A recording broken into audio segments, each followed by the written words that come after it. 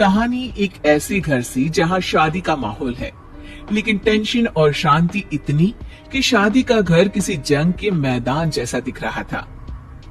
अरे जैसा मर्जी डेकोरेशन कर दो, पैसों की चिंता मत करो।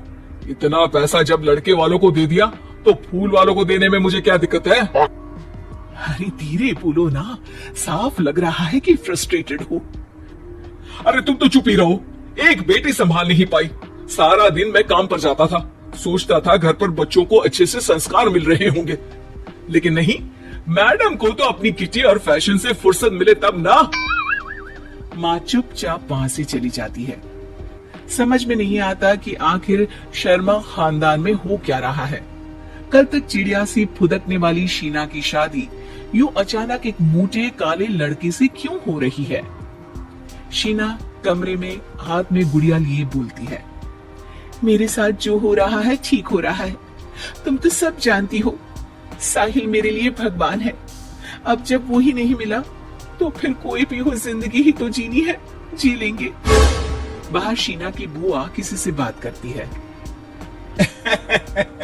अरे मोटा नहीं, उसे तो खाते पीते घर का कहते हैं। अब ओबेरॉय का नाम भी किसी को बताने वाली बात है।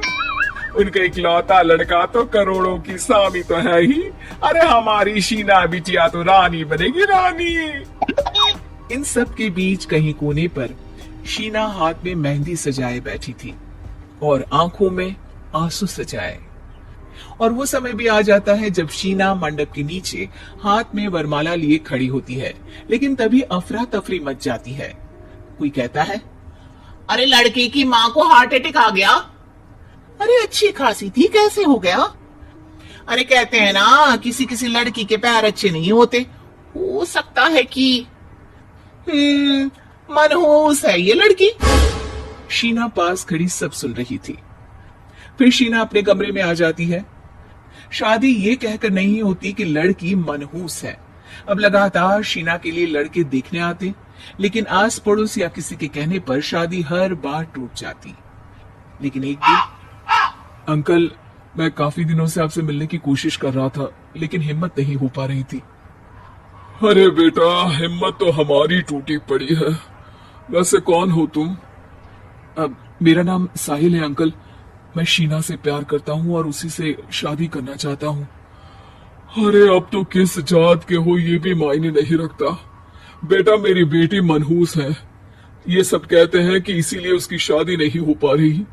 अगर तुम शादी करने को तैयार हो तो ठीक है। शीना की शादी साहिल से हो जाती है। अगले दिन साहिल की माँ का देहांत हो जाता है और एक बार फिर लोग शीना को अपशकुनी कहने लगते हैं। अरे खा गई दीदी को ये। अरे क्या जरूरत थी साहिल किसी मनहूस को घर लाने की? पर बुआ, माँ की तो तबीयत पिछले कई साल से खराब थी। डॉक्टर्स ने जवाब दे दिया था। क्या पता ये भी उनका सौभाग्य हो कि वो बहू का मुंह देख पाई। अरे बहू का मुंह देख पाई, या ये कह लो कि बहू का मुंह देखते ही स्वर्ग लोक सिधार गई। खैर, हमें क्या, घर तुम्हारा है, हम तो चले। अब शीना को खुद पर ही शक होने लगता है कि कहीं सच में वो अपशकुनी तो नहीं। साहिल, हम दोनों की शादी नहीं हुई होती तो अच्छा था। देखो ना, कैसे पहले मेरी शादी टूटती थी और अब तुम्हारी माँ भी। अरे ऐसा कुछ नहीं होता शीना, अपशकुनी वगैरह कुछ नहीं होता। ये सब तो ईश्वर के खेल है। वो शादी तुम्हारी इसलिए टूट गई क्योंकि तुमको मेरी पत्नी बनाना था, और माँ का जाना तो तय था। वो काफी बुजुर्ग थी, साथ ही एक ऐसी बीमारी से जूझ रही थी जिसमें डॉक्टर्स भी उन्हें नहीं बचा पाते। शीना साहिल की बात सुनकर तसल्ली कर लेती है और वहां से चली जाती है।